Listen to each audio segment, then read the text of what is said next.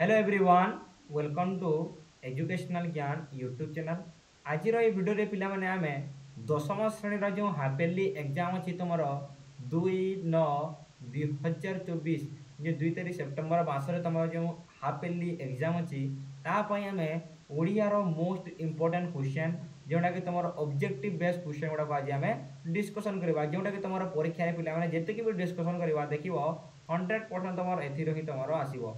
देखो एठारे role of the candidate एठारे तुम रोल नंबर लिख फुल सिग्नेचर तुम सिग्नेचर देव है। ठीक अच्छे चलो प्रश्न पत्र आड़क आम देखा समय नट नक प्रश्न आड़क देखा। देख प्रथम प्रश्न अच्छी लक्ष्मीकांत महापात्र केउटी प्रबंध संकलन से कही प्रश्न देख पे सी कही कौन प्रबंध संकलन बोली कही प्रश्न को भल भाव देखा। देख एठारे से कही प्रबंध संकलन बोली कही क्यों क्योंटा अच्छी देख ऑप्शन रे तुम ऑप्शन देती कोणा मामू देती तुम देखिए शरीर मध्यम देती देही पद पल्लव मुदाहरण देती एवं डगर देती यही पदर एनसर हे पिला माने मन रखी था यार एनसर हम तुम शरीर मध्यम कहीं कोणा मामू हूँ कांत कवि लक्ष्मीकांत महापात्र गोटे उपन्यास जदि उपन्यास अच्छे तुम उपन्यास लिख ये प्रबंध जगह जो उपन्यास अच्छे ताहले कोणा मामू हे। देही पद जो पल्लव मुदाहरण रही सेटा हूँ गोटे गल्प गल्प तांकर गोटे गल्प जेपरी से आउ कौन लिखिते बुढ़ा शंखारी से लिखिते मन बुढ़ा शंखारी लिखिते किए कांत कवि लक्ष्मीकांत बुढ़ा शंखारी डगर हूँ गोटे पत्रिका मन डगर गोटे पत्रिका जो कांत कवि लक्ष्मीकांत महापात्र लिखिं कौन लिखिं लिखा कौन लिखिं बंदे उत्कल जननी लिखिं बहुत फेमस कौन बंदे उत्कल जननी ताहा गोटे देशात्मक बोध समस्ते नोट करदे गुड़ा कहला देशात्मक बोधक कविता हूँ तुम बंदे उत्कल जननी यह गोटे प्रश्न आसला कोणा मामू गोटे उपन्यास प्रश्न आसपे शरीर माध्यम गोटे देख जो प्रबंध देही पद बदला बुलाबम कल्प अटे डगर तुम पत्रिका। चलो सेकेंड प्रश्न कहवा देख सेकेंड प्रश्न अच्छी उत्कल क्यों पूर्ण होती कलारे ज्ञान तीर्थचय ना कीर्ति यार आंसर हे पिला माने तीर्थचय यार आंसर हे तुम तीर्थचय। नेक्स्ट प्रश्न देखा कौन रही देख बंदे उत्कल जननी कविताटी शरण्य जो तुम अर्थ रही देख एठारे शरण्य जो रही क्यों अर्थ रे व्यवहृत शरण देवा ना शरण नेबा ना शरण मागिबा ना शरण को प्रत्याख्यान करवा यार आंसर हे पिला माने मन रखी था शरण देवा हम तुम करेक्ट आंसर। नेक्स्ट प्रश्न कहबी आम जीवा 4 नंबर प्रश्न अच्छी कहा उपदेश रे दुर्योधन व्यास स्वभाव आत्मगोपन करते प्रथम जाना दुर्योधन किए दुर्योधन होती गांधारी पुत्र गांधारी पुत्र होती गांधारी पुत्र होती दुर्योधन जहाँ को आम आउ कौन बोली कही था मान गोविंद बोली कही था कौन कही था पिला माने मान गोविंद बोली कही था कहीं व्यास सरोवर आत्मगोपन करागला कहीं से अनेस्पत भ्राता को कौन करते अनेस्पत भ्राता को कौन करते पांडव मैंने हत्या करते जद्वारा कि से व्यास सरोवर जाते व्यास सरोवर को जी कौन कौन दुस्साहस जीव नष्ट हो आत्मगोपन करते कहार परामर्श रे दुर्वासांकर है दुर्वासा ऋषि से कौन करते तुम उपदेश देते। नेक्स्ट देखा तुम 5 नंबर प्रश्न very very important question T देख यहाँ हूँ तुम वेरी वेरी इंपोर्टेंट क्वेश्चन प्रश्न अच्छे कौन भीमंकर सिंहनाद प्रथम शब्द किए कंपी उठिला अनंत नागर फणा महीमंडल नवद्वीप ना शपथ सागर तुम गोटे पाद रही तुम कौन गोटे पाद रही भीमंकर सिंहनाद कौन अच्छी महीमंडल कंपिला प्रथम शब्दे तापर कौन नलिनी पत्र नहीं पड़ती जो पानी जो अच्छी से कौन से महीमंडल कंपिला प्रथम शब्द कौन कौन कंपी देख मुझे लिखी एक म शब्द कौन कौन कंपिला कौन कौन है देख पे मन रखी था प्रथम कौन है महीमंडल कंपिला प्रथम कौन है महीमंडलटा कंपीगला तापर कौन है महीमंडल कंपिला तो कंपिला पृथ्वी मध्य कंपिला महीमंडल कौन कौन पृथ्वी कंपिला तापर मंदर पर्वत संचा फल मंदर पर्वत जो थिला से कौन कला संचा को मध्य से कला संचा मध्य से कौन कला छाड़ी बुलिला संचा छाड़ी से बुलिला बुझीगला बुझीगला नहीं तापर मान गोविंद बा तुम दुर्योधन निद्राभंग है मन रखित ଦୁର୍ଯ୍ୟୋଧନଙ୍କ ନିଦ୍ରା ମଧ୍ୟ କ'ଣ ହେଲା? ନିଦ୍ରା ମଧ୍ୟ ଭଙ୍ଗ ହେଲା ପ୍ରଥମ ଶବ୍ଦରେ। ତାହେଲେ ଆନ୍ସରଟା କ'ଣ ହେବ? ମହିମଣ୍ଡଳ ହେବ ନା ନାହିଁ? ତାହେଲେ ଦ୍ୱିତୀୟ ଶବ୍ଦରେ କ'ଣ ହେଲାନି ପିଲାମାନେ ଦେଖ, ମୁଁ ଏଠାରେ ଲେଖିଦେଇଛି। ଦ୍ୱିତୀୟ ଶବ୍ଦରେ କ'ଣ କ'ଣ ହେଇଛି? ଦ୍ୱିତୀୟ ଶବ୍ଦରେ ତୁମର 6 ଲକ୍ଷ ଜନ ଆକାଶ କମ୍ପିଥିଲା। କମ୍ପିଥିଲା ନା ନାହିଁ? 6 ଲକ୍ଷ ଜନ ଆକାଶ କମ୍ପିଥିଲା। ଦେଖ 6 ଲକ୍ଷ ଜନ ତୁମର ଆକାଶ କମ୍ପିଥିଲା। ଚାଲ ନେକ୍ସଟ ପ୍ରଶ୍ନ ଆଡ଼କୁ ଯିବା। ନେକ୍ସଟ ପ୍ରଶ୍ନ ଅଛି ଦେଖ, ପ୍ରଶ୍ନରେ ଅଛି ତୁମର କହିଛି କ'ଣ? ଭୀମ କେଉଁ ଦୈତ୍ୟକୁ ମାରି ଶିବଙ୍କ ଠାରୁ ବର ଲାଭ? ଭୀମ ହେଉଛନ୍ତି କି?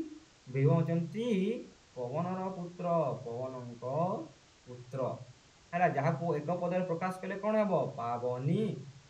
ପବନଙ୍କ ପୁତ୍ର ପାବନୀ। ଭୀମ ତାହେଲେ ପବନଙ୍କର ପୁତ୍ର ଥିଲେ, ଯେପରି ହନୁମାନ ଥିଲେ। ସେ କେଉଁ ଦୈତ୍ୟକୁ ମାରିଥିଲେ ଶିବଙ୍କ ଠାରୁ? ସେଇଟା ହେଉଛି ଅଶ୍ଲେଷ ନାମକ ଦୈତ୍ୟ। ଅଶ୍ଲେଷ ନାମକ ଦୈତ୍ୟ। ସିଂହନାଦ କୋଣରେ ପିଲାମାନେ ମନେ ରଖିଥାଅ। ସିଂହନାଦ ହେଉଛି ମହିଷୀ ସିଂହରେ ତିଆରି ଏକ ବାଦ୍ୟ। ମହିଷୀ ସିଂହରେ ତିଆରି ଏକ ବାଦ୍ୟ, ଯେଉଁଟାକି କ'ଣ? ଯେତେବେଳେ ଭଗବାନ ଭୈରବ ଅବତାର ନିଅନ୍ତି ସେତେବେଳେ ସେ ବାଦନ କରିଥାନ୍ତି। ଦେଖ ତାପରେ ଅଛି କ'ଣ? 7 ନମ୍ବରରେ ଉପେନ୍ଦ୍ର ଭଞ୍ଜ। ପ୍ରଶ୍ନ ଅଛି କ'ଣ? ଦେଖ ତମର ପ୍ରଶ୍ନରେ ଅଛି ଉପେନ୍ଦ୍ର ଭଞ୍ଜ କେଉଁ ଶବ୍ଦକୋଷର ପ୍ରଣେତା? ଗୀତାଭିଧାନ, ସୁଖବୋଧ ଅଭିଧାନ, ତରୁଣ ଶବ୍ଦକୋଷ ନା ଭାଷାକୋଷ? ଏହାର ଆନ୍ସର ହେବ ପିଲାମାନେ ଅପସନ୍ ଇ ହେବ ତମର କରେକ୍ଟ ଆନ୍ସର। ଅପସନ୍ ଇ ହେବ ତମର କରେକ୍ଟ ଆନ୍ସର। ନେକ୍ସଟ ଦେଖିବା। ଦେଖ ପ୍ରଶ୍ନ ଅଛି କ'ଣ? ରାଘବଙ୍କର ଯାତ୍ରା ନକୁଳ କବିତାର ବୈଶିଷ୍ଟ୍ୟ କ'ଣ? କବିତାର ବୈଶିଷ୍ଟ୍ୟ, ପ୍ରଥମର ବୈଶିଷ୍ଟ୍ୟ କ'ଣ? ବ ଆଦ୍ୟ ବର୍ଣ୍ଣ। ବୈଦେହୀଶ ବିଳାସରୁ ଆସିଛି। କେଉଁଠାରେ ଆସିଛି ତମର? ବୈଦେହୀଶ ବିଳାସରୁ ଆସିଛି। ବ ଆଦ୍ୟ ବର୍ଣ୍ଣ, ବରେ ସବୁ ଆରମ୍ଭ ହେବ। ଶବ୍ଦ ପ୍ରିୟତା, ଅଳଙ୍କାର ପ୍ରିୟତା ଅଛି। ଶବ୍ଦ ସଂଯୋଜନର କୌଶଳ, ବ ଅକ୍ଷର। ସମାଜ ପ୍ରତି ନିଷ୍ଠାବାଦ ବାର୍ତ୍ତା ବି ରହିଛି। ତାହେଲେ ଏ ବି ହେବ, ବି ବି ହେବ, ସି ବି ହେବ। ତାହେଲେ ଏ ବି ସି ସମସ୍ତ ହେବ ତମର ଠିକ୍ ଆନ୍ସର। ଆଗକୁ ବଢ଼ିବା ପୂର୍ବରୁ ଯଦି ଭିଡ଼ିଓଟା ଭଲ ଲାଗୁଛି, ତୁମକୁ ଯଦି ହେଲ୍ପଫୁଲ୍ ଲାଗୁଛି, ନିଶ୍ଚିତ ଭାବେ ଗୋଟେ ଲାଇକ୍, ସାଙ୍ଗମାନଙ୍କୁ ସେୟାର କରିବ ଏବଂ ଚ୍ୟାନେଲଟାକୁ ସବସ୍କ୍ରାଇବ୍ କରିକି ବେଲ୍ ବଟନରେ ଅଲ୍ ପ୍ରେସ୍ କର। ଏଥିରେ ହିଁ ତୁମର 100% କ୍ୱେଶ୍ଚନ୍ ତୁମର ପରୀକ୍ଷାରେ ତୁମର ଦେଖିବାକୁ ନିଶ୍ଚିତ ପାଇପାରିବେ ପିଲାମାନେ। ହେଲା, ଚାଲ ଆଗକୁ ବଢ଼ିବା। ଆମେ କ'ଣ ରହିଛି ଦେଖିବା। ଦେଖ ପ୍ରଶ୍ନ ରହିଛି ଏଠାରେ। ଦେଖ ପ୍ରଶ୍ନ କ'ଣ ଅଛି ତମର? କେଉଁ ଜଳଜୀବର ନାମ ସଂଖ୍ୟାକୁ ବୁଝାଇଥାଏ? କେଉଁ ଜଳ, ଏମିତି ଗୋଟେ ଜଳଜୀବର ଅଛି ଯେଉଁଟାକି ସଂଖ୍ୟାକୁ ବୁଝାଇବ। ଶଙ୍ଖ, ଏକ ଶଙ୍ଖ ଅଛି ନା ନାହିଁ? ତାହେଲେ ଶଙ୍ଖ ହେବ କରେକ୍ଟ ଆନ୍ସର। ନେକ୍ସଟ ଦେଖିବା। ଚାଲ ପ୍ରଶ୍ନ ତମର କ'ଣ ରହିଛି ରେ ପିଲାମାନେ? ନେକ୍ସଟ ତମର ଅଛି ଦେଖ ପ୍ରଶ୍ନ, ରାଘବଙ୍କର ଯାତ୍ରାନକୁଳ କବିତାରେ ବିତରଣେ, ବିତରଣେ ଅର୍ଥ କ'ଣ? ବିତରଣ ଅର୍ଥ କ'ଣ? ପାରି ହେବା ପାଇଁ। ବିତରଣ ଅର୍ଥ ହେଉଛି ତମର ପାରି ହେବା ପାଇଁ। 11 ନମ୍ବର ଦେଖ, 11 ନମ୍ବରରେ ଅଛି କ'ଣ?